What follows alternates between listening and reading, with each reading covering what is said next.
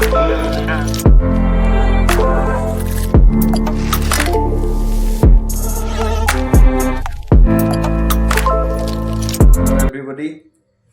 আজি মোৰ লগত আছে চিনাকি কৰি দিয়াৰ প্ৰয়োজনেই নাই ৰমেন তামুলি। হয়, নমস্কাৰ।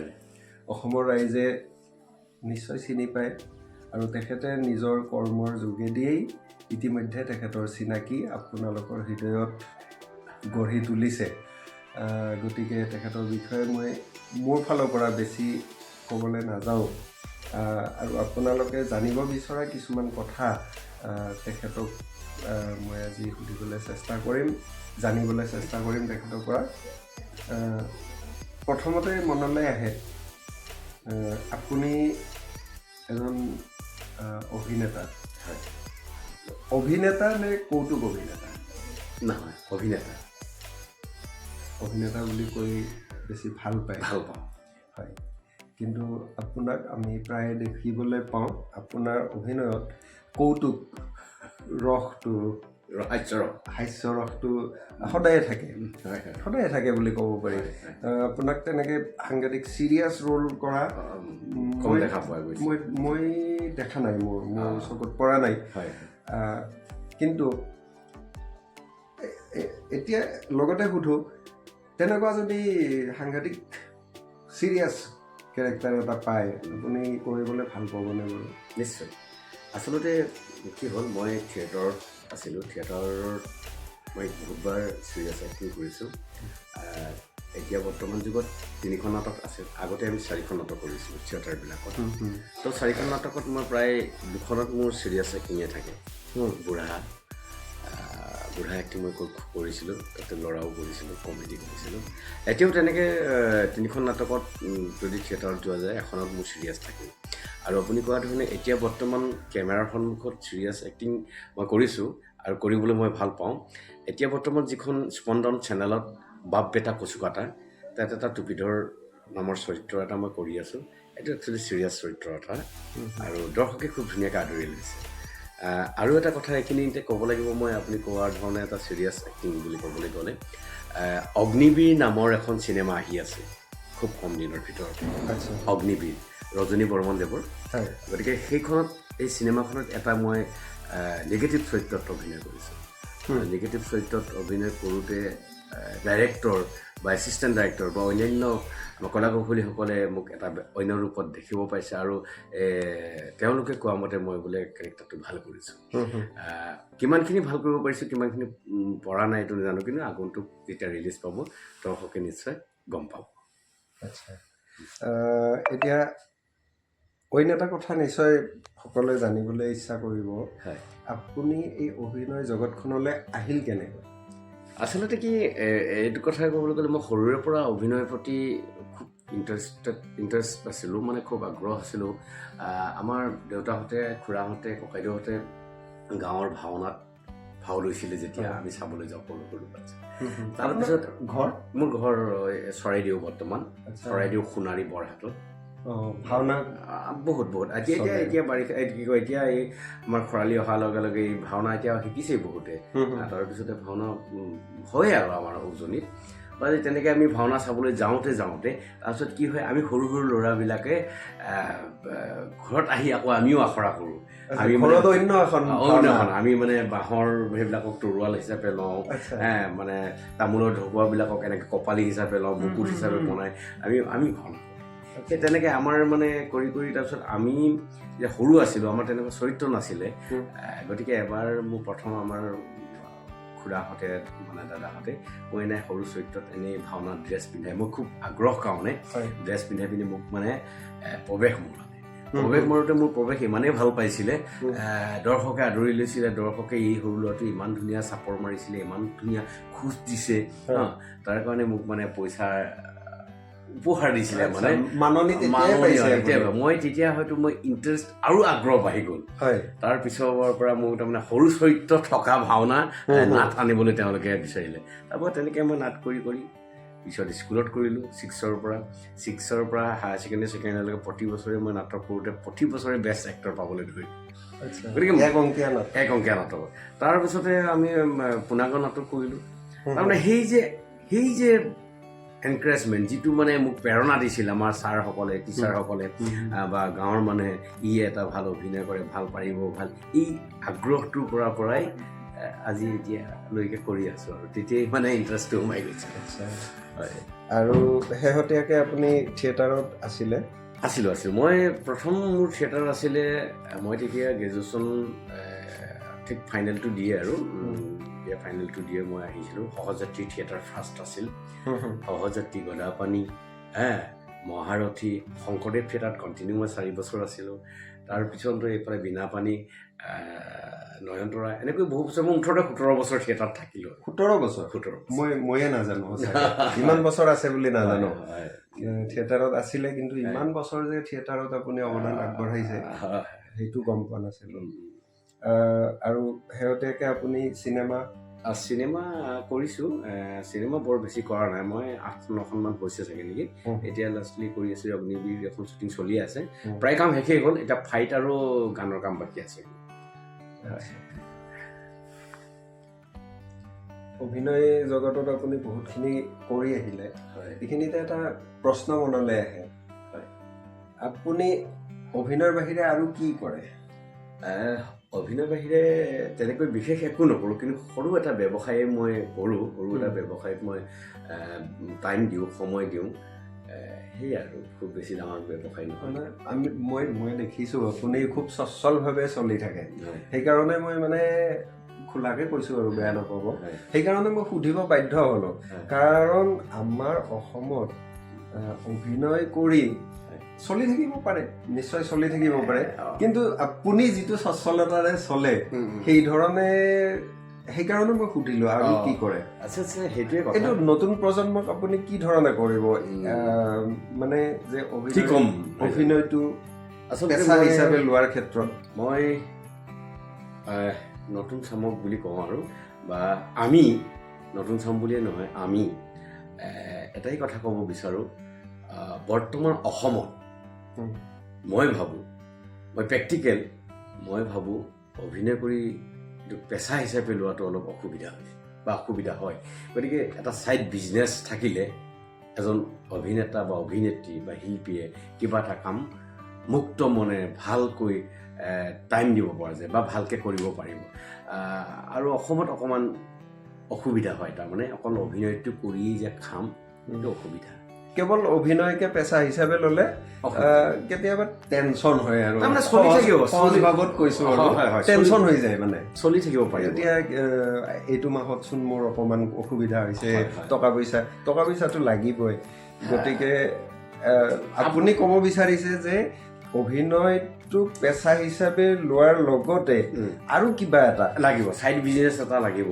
অলপ কৰ্মমুখী বেলেগ ধৰণেও কৰ্মমুখী হ'ব লাগিব লাগিবই আৰু সেই কথাটোৱে কোনোবাই ভাবিব পাৰে যে বেলেগ কাম কৰিলে অভিনয়ত মনোনিৱেশ কৰাত অসুবিধা হ'ব নেকি নহয় বৰঞ্চ কেতিয়াবা মনোনিৱেশ কৰাত সুবিধাহে হয় কিয়নো চাওক ফাইনেন্সিয়েলি যদি আপুনি মজবুত থাকে তেতিয়া আপুনি ধুনীয়াকৈ টেনচন নোহোৱাকৈ আপুনি অভিনয়ত সময় দিব পাৰিব যিখিনি সময় দিব ভাল ধৰণে দিব পাৰিব হয় মই সেইটো ভাবোঁ আৰু মানে কি আৰু বছৰৰ 12 মাহ অভিনয়ত সময় নিদিলে 6 মাহে দিলে কিন্তু সেই 6 মাহটো সঁচা অৰ্থত অভিনয়ৰ নামত দিব পাৰিব তেনেকুৱাই আচলতে কি আজি এতিয়া মই অসুবিধা নহয় বুলি ভাবোঁ আজি এতিয়া আপুনি মন কৰিব আমাৰ অসমৰ যিকেইজন অভিনেতা অভিনেত্ৰী প্ৰত্যেকৰে যিকেইজনে অলপ আপুনি কোৱা ধৰণৰ সচ্ছলভাৱে আছে যিকেইজনে অলপ ভালকৈ আছে সিহঁতৰ নিশ্চয় ছাইড বিজনেছ একোটাখন আছেই প্ৰত্যেকৰে বুলি ক'ব লাগিব দেই আৰু যিসকলৰ নাই আপুনি কোৱা ধৰণৰ টেনশ্যনটো প্ৰত্যেকৰে থাকেই টেনশ্যনটো আছেই টেনশ্যন থাকিবই গতিকে মই কওঁ যে অভিনয়ৰ উপৰিও অসমৰ ল'ৰা ছোৱালীয়ে অসমৰ অভিনেতা অভিনেত্ৰীসকলে এটা ছাইড বিজনেছ থকাটো নিতান্তই প্ৰয়োজনীয় এইটো মোৰ প্ৰেক্টিকেল কথা দেই মোৰ ব্যক্তিগত কথা এইটো বাৰু এইবিলাক প্ৰত্যেকে নিজৰ জীৱন নিজৰ ধৰণেৰে সজাব আমি মাত্ৰ আমাৰ ব্যক্তিগত অভিজ্ঞতাখিনি আমি শ্বেয়াৰ কৰিছোঁ হয়তো কোনোবা তাৰ মাজৰে কোনোবা হয়তো উপকৃত হ'ব পাৰে সেই বুলিয়ে মই শ্বেয়াৰ কৰিব বিচাৰিছোঁ যিহেতু ব্যক্তিগত কথা এইবিলাক তথাপি শ্বেয়াৰ কৰিছোঁ এইকাৰণেই কোনোবা নহয় কোনোবা যদি উপকৃত হয় আমাৰ কিমান ভাল লাগিব অভিনয়ৰ বাহিৰে আপুনি আৰু কি কৰে বা কেনেধৰণৰ নিজকে ব্যস্ত ৰাখে, কি ধৰণে? মই জনাত আপুনি শৰীৰ চৰ্চাত মনোনিৱেশ কৰে। আচলতে মই সৰুৰে পৰা শৰীৰ চৰ্চাত মনোনিৱেশ কৰোঁ। মই শৰীৰ চৰ্চা কৰি ভাল পাওঁ। শৰীৰ চৰ্চা বুলিয়ে নহয়, মই খেল খেলি ভাল পাওঁ, খেল ধেমালি এইবিলাক মই আজৰি টাইমত, সেইকাৰণে আজৰি টাইম বুলি মোৰ নাইকিয়াই হয়, সম্পূৰ্ণৰূপে ব্যস্ত থাকোঁ। কথা হ'ল কি, শৰীৰ চৰ্চা বুলি ক'লে বিশেষকৈ মই আপুনি কোৱাৰ ধৰণে আজি ফেচবুক, বাতৰি কাকত এইবিলাকত আপোনাৰ পাইছোঁ কিবা কিবি খবৰ। অকণমান ৰাইজৰ কাৰণে অকণমান কৈ দিয়ক। শৰীৰ চৰ্চা কৰোঁ। আচলতে বডি বিল্ডিং যিটো মানে জিমত যাওঁ, শৰীৰটোৰ প্ৰতি যত্ন লওঁ। আচলতে মই বডিটো দেখুৱাম বুলি নহয় দেই, এইটো মোৰ ক'লে ভুল হ'ব, মোৰ অহংকাৰ হ'ব, বেয়া কথা এইবিলাক। মোৰ সেই কথাত নহয়, মোৰ বডিটোৰ প্ৰতি অলপ যত্ন লওঁ। কেলেই যত্ন লওঁ? কাৰণ আমি টকা পইচা নোহোৱা মানুহ, যথেষ্ট টকা পইচা নাই। গতিকে বেমাৰ, কিবা ডাঙৰ বেমাৰ আজাৰ আহিব পাৰে বুলি, কিবা হ'ব বুলি মই শৰীৰটোৰ প্ৰতি অকণমান যত্ন লওঁ। সময় অকণমান উলিয়াই জিমত যাবলৈ চেষ্টা কৰোঁ, জিমত যাওঁ। সেইকাৰণে কি হ'ল, ক'বলৈ বেয়াই লাগে, লাজেই লাগে বাৰু। সিদিনা আজি নৱেম্বৰ কিমান, অক্টোবৰ নৱেম্বৰ আজি নৱেম্বৰ 28 তাৰিখ নহয় জানো? 18 নৱেম্বৰত মিষ্টাৰ কামৰূপ পাতিছিল বডি বিল্ডিং শ্ব', মিৰ্জাত পাতিছিলে। তাতে মই আমাৰ শুভাকাংক্ষীসকল, লগতে আমাৰ টিচাৰ যিসকলে জিমৰ প্ৰশিক্ষক, তেওঁলোকৰ কথা মতে মই যোগদান কৰিলোঁ বাৰু। তাতে হয়, কিবা এটা পালোঁ আৰু, গতিকে সন্মান অকণমান পালোঁ। গতিকে সেইখিনিয়ে আৰু 2018তো মই মিষ্টাৰ কামৰূপ খেলিছিলোঁ, মিষ্টাৰ আছামো খেলিছিলোঁ। তেতিয়াও মই পাইছিলোঁ বাৰু। গতিকে তেনে শৰীৰ চৰ্চাটো মই সেই বুলিহে লৈছোঁ দেই। মই কাৰোবাক দেখুৱাম, কাৰোবাক খেলি মই এটা প্ৰফেশ্যন, মই বডি বিল্ডাৰ নহয়, জাষ্ট মোৰ শৰীৰটোৰ প্ৰতি যত্ন লওঁ। আৰু সেইখিনি পাৰিলে প্ৰত্যেকেই নিজৰ শৰীৰটোক ভাল পাব লাগে। নিশ্চয় নিশ্চয়। কাৰণ এই শৰীৰটোতে মই মানে আত্মাটো হয়, যিটো নহ'লে এই শৰীৰটোৰ মূল্যই নাথাকিব। সেই মইতো এই শৰীৰটোতে থাকোঁ। যেনেকৈ আমি আমাৰ ফেমিলিটো থাকিবৰ কাৰণে এটা ভাল ঘৰ বিচাৰোঁ, তেনেকৈ এই মইজন থাকিবৰ কাৰণে আমাৰ শৰীৰটো ঘৰ নহয় জানো? নিশ্চয়, একদম এটা মানে আপুনি শুদ্ধ ধাৰণা শুদ্ধ কথা। এতিয়া আপুনি যে ক'লে, এই যে মইটো থাকিবলৈ, আপুনিতো ভালকৈ থাকিবলৈ আপোনাক এটা ঘৰ লাগে। চ' তেতিয়া আপুনি সেই ধৰণে এটা ঘৰ, যেনেকৈ আমি মানুহখিনি থাকিবলৈ, এইটো এটা ঘৰ। শৰীৰটো মোৰ আত্মাৰ কাৰণে ঘৰ। তো সেই ঘৰ, আত্মা অবিহনেতো মই কি শৰীৰ মানে এই ঘৰটোক আমি ধুনীয়াকৈ ৰখাটো, আটোমটোকাৰিকৈ ৰখাটো, কোনো বাহিৰৰ আক্ৰমণ কৰিব নোৱাৰাকৈ, মানে বেমাৰ আজাৰে আৰু, গতিকে ৰখাটো আমাৰ নিতান্ত কৰ্তব্য, দায়িত্ব, আমাৰ নিজৰ শৰীৰটোৰ প্ৰতি যত্ন লোৱাটো। প্ৰত্যেকে শৰীৰটো ভাল পাব লাগে। আৰু আমাৰ অভিনেতা অভিনেত্ৰী বুলিয়ে নহয়, প্ৰত্যেক মানুহে আমাৰ শৰীৰটোৰ প্ৰতি যত্ন লোৱাটো দৰকাৰ। হয়।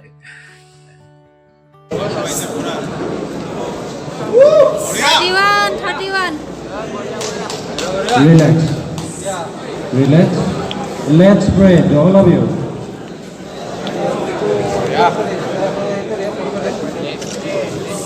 Let's pray. Let pray.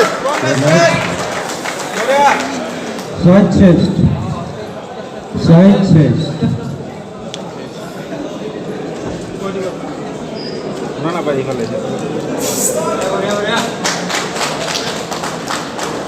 Back double bicep. With calf.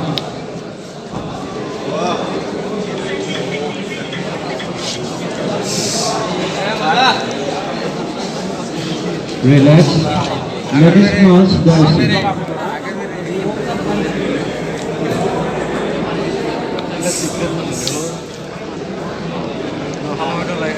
Relax. Side tricep. Side tricep. With your cow.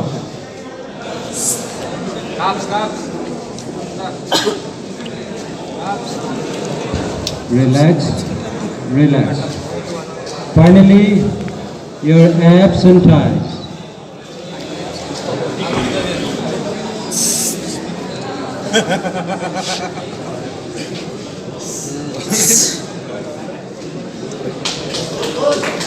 Relax.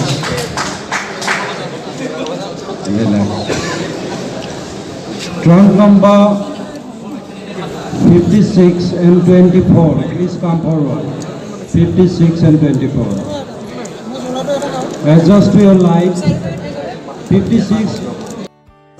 আপোনাৰ এটা ডায়লগ হা আচ্ছা আচ্ছা সেই ডায়লগটোত এটা শব্দ আছিলে যিটো ক'লে আপুনিও গম পাই যাব সেই ডায়লগটোৰ পৰাই কিন্তু আমি আপোনাক চিনি পাবলৈ আৰম্ভ কৰিলোঁ বহুত আগৰ ভিচিডিৰ খুৰী এইটো আপুনি এই সংলাপটো আজি এবাৰ শুনাই দিয়ক হয় হয় এইটো ৰাংঢালী নামৰ ভিচিডি ছবিখনৰ আছিল কৃষ্ণমণি চুতীয়াৰ ৰাংঢালী যিখন ভিচিডি আছিল হয় সেই সময়ত আৰু ৰাংঢালী খুব ছুপাৰ ডুপাৰ হিট আৰু জোনমণি জোনবাই ঢেৰ ৰাংঢালী জানমণি জোনবাই আইমণি মানে গোটেইখিনি আৰু তাৰে ৰাংঢালীখনত এটা সংলাপ আছিল মানে খুৰী মানে এটা ৰিপ্ৰেজেণ্টেটিভ আছিল সেইজনে মানে বস্তু কাপোৰ বিক্ৰী কৰি ফুৰে মানুহৰ ঘৰে ঘৰে কাপোৰ বিক্ৰী কৰা এটা ৰিপ্ৰেজেণ্টেটিভ আছিলে মানুহবোৰক মাতিব লাগে আৰু মানুহবোৰক কি বুলি মাতিব হয় মহিলা কাপোৰ বিকিব যেতিয়া মহিলাকে মাতিব কাৰোবাৰ খুৰী কাৰোবাৰ নবৌ কাৰোবাৰ পেহী এনেকুৱা টাইপৰ বাইদেউ মই সেই ঘৰত গৈ পিনি খুৰী বুলি মাতিছিলোঁ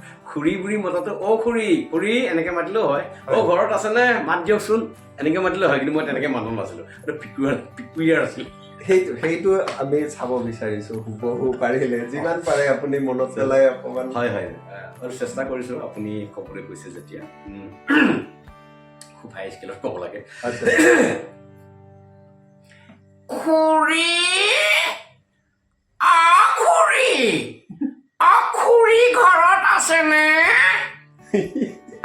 খুৰী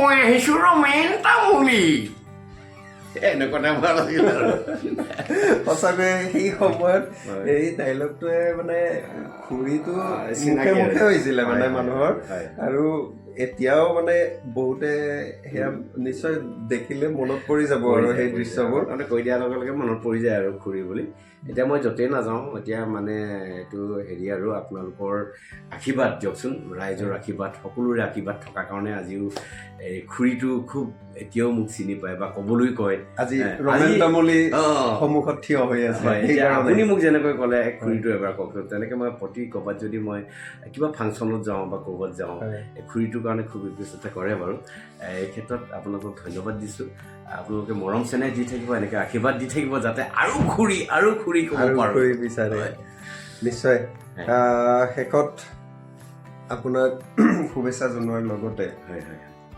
মই ৰাইজক অনুৰোধ জনাইছোঁ ৰমেন তামুলি বুলিয়েই নহয় শিল্পীসকলক আপোনালোকে মৰম আশীৰ্বাদ সদায় আগবঢ়াই যাওক আৰু সকলোৱে মিলি আমি অসমৰ সংস্কৃতিক আগবঢ়াই লৈ যোৱাৰ মানস কৰোঁ ধন্যবাদ ধন্যবাদ হয়